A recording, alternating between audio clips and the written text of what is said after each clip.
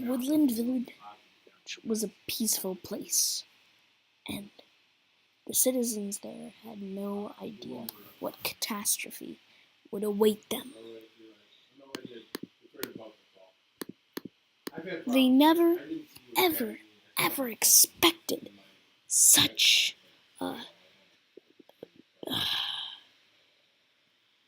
You see, I lived in the village as a blacksmith for 3 years, and life was pretty peaceful there. I had a lot of friends. We would have the occasional mushroom stew, and life was good there. I mean, honestly, I had no idea what would happen to our village. I was not expecting. You see, the Minecraft gods were angry. The Minecraft god was angry at the villagers because they forgot to pray to him. So he wanted to set fire to the village, but then he regretted the idea. He didn't feel like it. He wanted something more severe. And what did he need? What did he need? What he needed was a command. Yes, a command, the perfect weapon, the most powerful weapon the Minecraft god had. A fireball. Yes, he would punish them. Now,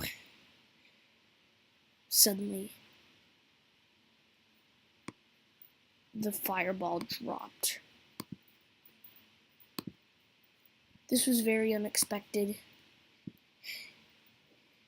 and it blew up so much property. Barely anyone survived the blast radius, which covered an enormous area of 120 blocks. Even more, that was the original blast radius, though. Even more ground was literally affected by the blast, and that would go on for what? 250 blocks more than the 120 block blast radius.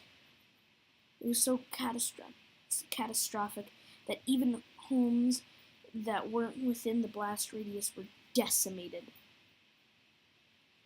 You see, I was a merchant traveling from the plains, and I was walking back to the village when I saw the slight explosion.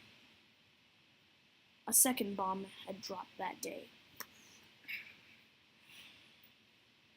This one was a defect.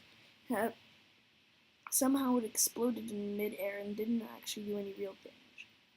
However, a third bomb dropped to make up the defect of the second bomb was to be dropped, and it was. This bomb had lagged the fabric of the Minecraft universe so much it was hard to move. Fire littered the area. It was truly catastrophic.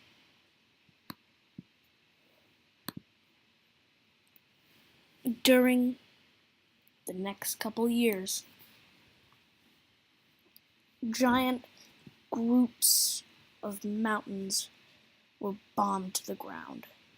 This enormous cluster of valleys and peaks was mainly rural, so only 7 casualties followed, as opposed to the village's 90 casualties. But this area had suffered an insufferable 17 bombs as opposed to 3. And the fires that resulted from it spreaded far, far across the land. The only 2 survivors of the village bombing had been reviewed on this documentary. They actually did pray during that one night where the villagers had forgotten to pray. And they were out traveling, one being a merchant, and one had to travel to see family, ironically in the fields, which had actually been fairly damaged from the mountain bombings. He had no idea was aware of these bombs, but he had no idea that would ever happen to his village. His family was okay. Their father had suffered one broken bone, but he managed to overcome it. It was